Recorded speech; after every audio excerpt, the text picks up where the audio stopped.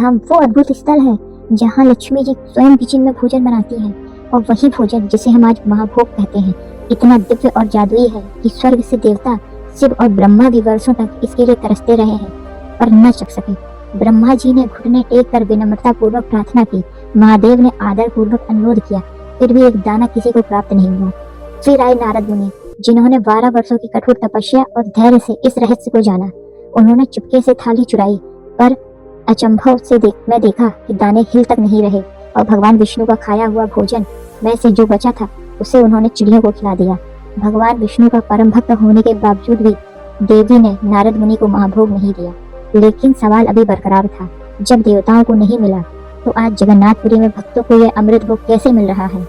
पुरी का यह अन्न भंडार कभी खाली नहीं होता। आखिर क्यों? आखिर भगवान विष्णु का कौन सा वचन था जिसके कारण देवी लक्ष्मी ने महाभोग किसी को नहीं दिया? इसी वचन से जन्म हुआ 56 भोग के राज का, जो आज भी पुरी में जीवित है और हर भक्त के लिए सुलभ है। पूरी कथा इतनी रहस्यमयी और चौंकाने वाली है कि इसके बारे में जाने बिना आपकी उत्सुकता शांत नहीं होगी, क्योंकि यही वो कहानी है जहां नारद मुनि ने देवी लक्ष्मी को न आने वाला वचन तोड़कर और महाभोग को सबके लिए खोला। तब से यह चमत्कार आज भी हर भक्त के लिए जीवित है। एक समय जब लक्ष्मी जी और नारद जी बैकुंठ के दिव्य सदन में आराम से बैठे थे, विभिन्न अवतारों की स्मृतियों और उनके अनुभवों की चर्चा कर रहे थे, तभी लक्ष्मी जी धीरे से कहा, हे प्रिय, मुझे त्रेता युग की याद आ रही है, जब आप राम रूप में धरती पर रहे और वनवास की कठिनाइयों का सामना कर रहे थे। उस कष्टमय दिनों में भी हमारे बीच कितनी ममता और आनंद था। मैं आपके लिए भोजन बनाती और आप प्रेम पूर्वक ग्रहण करते, परंतु उस समय मेरी मानव सीमाओं के कारण मैं अपने हाथों से आपको वो स्वादिष्ट व्यंजन परोस नहीं पाई जो मैं सच में देना चाहती थी। नारायण मुस्कुराए और बोले, तो फिर द्वापर युग में जब मैं कृष्ण अवतार में राजसी वैभव के साथ रहा, वहां तुम्हारी यह इच्छा पूरी नहीं हुई क्या? लक्ष्मी जी हल्की सी हंसी के साथ उत्तर दे, कभी कभी उस समय सतभामा और जावंती जैसी सहेलियां भी थी जो राजसी वैभव में मेरे साथ रसोई की प्रतिस्पर्धा करती थी। मुझे तो उस समय रसोई में घुसने का भी अवसर न मिला। यदि तुम्हारी यह इच्छा अधूरी रह गई तो इसका समाधान है, हम पृथ्वी पर एक ऐसा स्थान बनाएंगे जहां मैं जगन्नाथ स्वरूप में वास करूंगा और तुम पूर्ण गृहस्थ सुख का अनुभव करोगी, जहां तुम अपनी मर्जी से मेरे लिए भोजन तैयार करोगी और मुझे परोसोगी, जैसे महादेव कैलाश पर पार्वती के लिए भोजन बनाते हैं। लक्ष्मी जी की आंखों में प्रसन्नता झलक उठी और नारायण ने एक शर्त जोड़ दी, लेकिन यह भोजन केवल मेरे लिए होगा, किसी अन्य को नहीं दिया जाएगा। लक्ष्मी जी ने इस वचन को स्वीकार कर लिया और इस प्रकार पुरी के श्री मंदिर में महाभोग की परंपरा आरंभ हुई। समय बीतता गया। एक दिन शिव और ब्रह्मा इस महाभोग की महिमा जानकर पुरी पहुंचे। लक्ष्मी जी ने उनका आदर पूर्वक स्वागत किया, उन्हें फल और मिष्ठान दिए, परंतु महाभोग देने से साफ इनकार कर दिया। उन्होंने कहा, यह भोजन केवल नारायण के लिए है। दोनों देवता निराश होकर लौट गए। वर्ष बीतते गए और महाभोग केवल नारायण का निजी भोग बनकर रह गया। सभी देवता और प्राणी उसकी चाह में तड़पते रहे, परंतु इसे किसी और को प्राप्त नहीं हो मिली। फिर आया वह मोड़ जब नारद मुनि किसी विहार पर जा रहे थे, तभी उन्हें दूर से हरि कीर्तन की मधुर ध्वनि सुनाई दी। उन्होंने उसकी ओर बढ़कर देखा। एक भक्त एक तारे पर प्रभु के गुणगान में मग्न था और आसपास कुछ अन्य भक्त भी जमा थे। नारद जी उनके पास सम्मिलित हो गए। कीर्तन समाप्त होने के बाद भक्त ने सभी को प्रसाद वितरण किया। नारद जी को भी थोड़ी सी प्राप्ति हुई और वह दिव्य था कि उसमें हृदय अपार संतुष्ट और आनंद भरा था। नारद ने अपने आप में गुणगान करने लगे, मुनि, यह तो साधारण प्रसाद है, यदि आप जगन्नाथ का महाभोग छक लें तो आप सब भूल जाएंगे। महाभोग का क्या रहस्य है? भक्त ने पूरी कथा सुनाई, जैसे शिव और ब्रह्मा भी इसे पाने के लिए आए और उन्हें इसे ग्रहण करने का अवसर नहीं मिला। नारद के हृदय में तुरंत अभिमान जाग उठा। उन्होंने सोचा, मैं तो परम भक्त हूँ, मुझे ये अवश्य मिलेगा, और उसी विश्वास और उत्सुकता के साथ वे वहां से चल पड़े। जो भक्त असल में शिव का गढ़ था वो लीला रच रहा था, लेकिन नारद को यह पता नहीं था।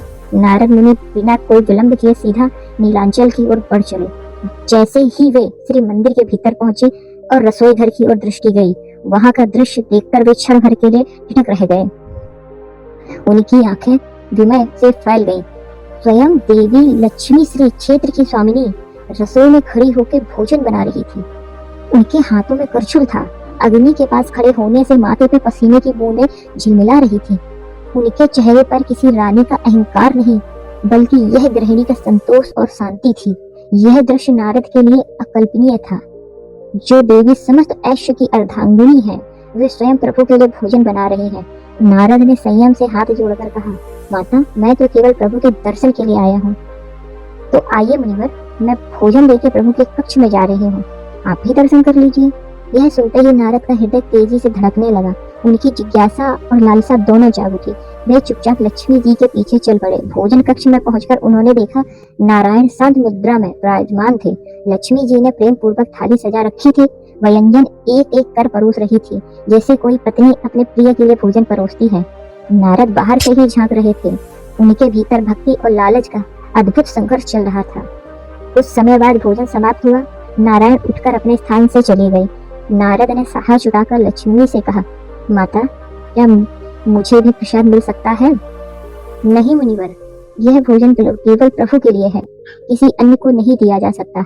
निराश नारद लौट गए, पर उनकी जिज्ञासा शांत नहीं हुई। अगले दिन वे फिर आए।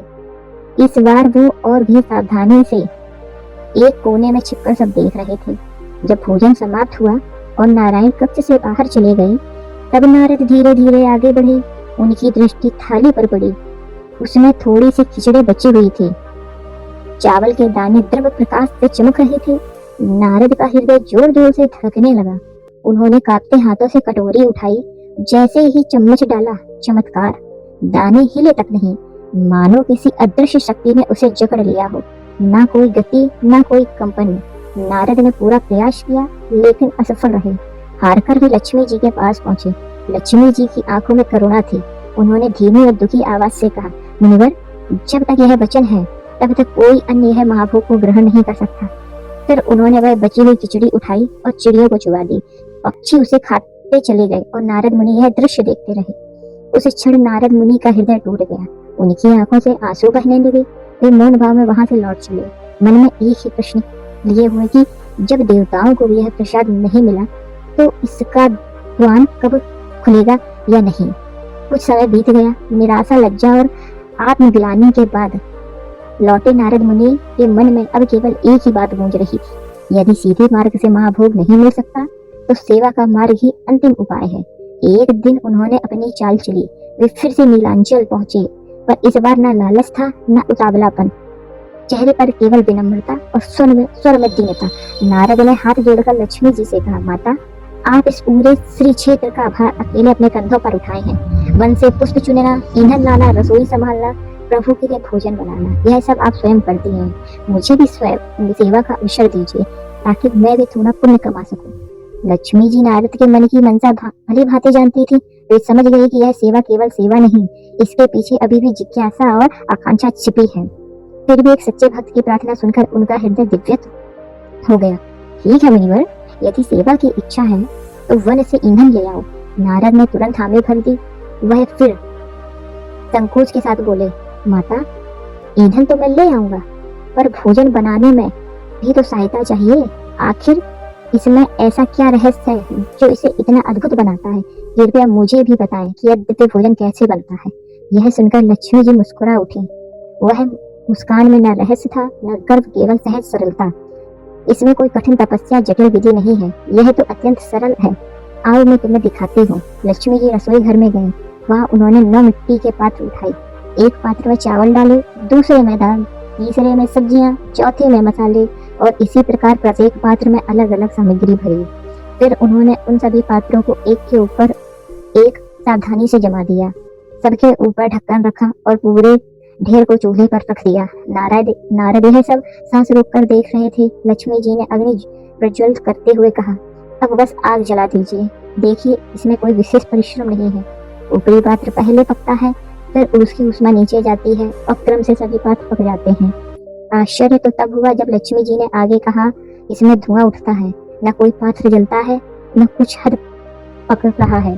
सब कुछ अपने अपने समय पर अपने अपने क्रम से पूर्णता के साथ बनता है। अग्नि की लपटें धीरे धीरे नाचने लगी। कुछ ही समय में पूरे रसोई घर में अद्भुत सुगंध फैल गई। ऐसी सुगंध सामान्य भोजन में नहीं बल्कि दिव्यता की प्रतीत होती है।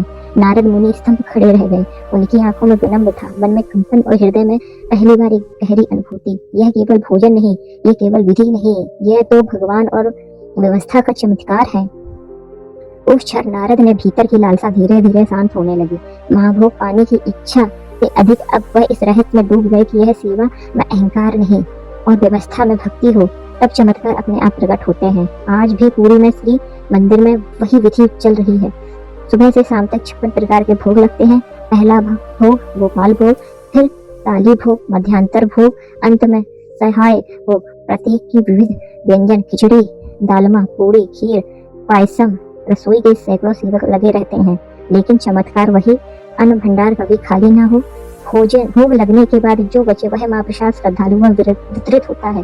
लोग कतार में खड़े रहते हैं, प्रसाद पाकर आशीर्वाद होते हैं, लेकिन कथा का चरम सवाल अब भी जीवित है। जब महाभोग किसी को नसीब न होता तो नारद की 12 वर्षों की साधना से यह सबके लिए कैसे खुल गया। कहानी कहती है कि नारद की भक्ति ने प्रभु के हृदय को पिघला दिया। उन्होंने वचन तोड़ा लेकिन कृपा का मार्ग खोला, भक्तों के लिए दिव्य सुख का भागी बनाया। जगन्नाथ धाम में आए कभी और महाप्रसाद चखकर अनुभव कीजिए, यह कथा जीवंत हो उठेगी। अगर आपको कथा अच्छी लगी हो तो इसको लाइक, शेयर और चैनल प्रभु जगन्नाथ को सब्सक्राइब करिए और कमेंट में जय जगन्नाथ लिखना ना भूलिए। जय जगन्नाथ।